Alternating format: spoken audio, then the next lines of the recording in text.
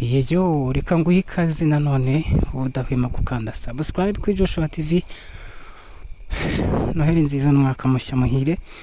Ikipe ya Rayon Sport n'ubu ngubu iranganyije kuri Etincelle ya Rubavu, iri ku mukino wayo vuga tukihagaze ku mwanya wa nyuma. Kabisa Rayon Sport yiguye miswi igitego kimwe kuri kimwe. Abafana batashe babaye, tashe bafite agahinda kenshi cyane. Ese bizagenda bite? Dore ko ikipe ya PFC imaze gushyiramo amanota 5. Rayon Sport yo ikomeje kugenda binanira. Ese bizagenda bite? Iracyahangana ku gikombe.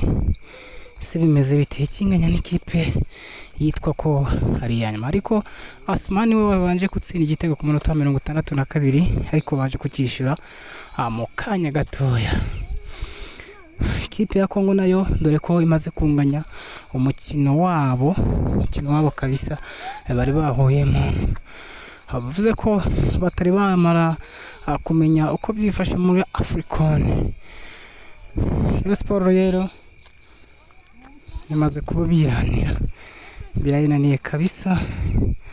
Vugishije umufana wabo arambwira ati nta gahinda kenshi, ariko byibuza dukuyeho inota rimwe.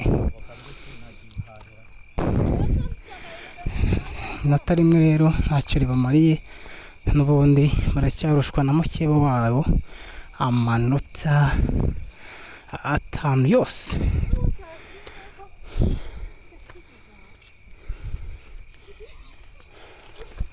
Uko mubibona rero urutonde rwari rwabanjemo bagira ngo bahangane barebe ko baza kubona amanota 3, ariko byo birangiye byanze. Bagiye badukurikira ko byifashe nuko birangiye bigenda. Asmani we yaje kuba abigenda gutyo.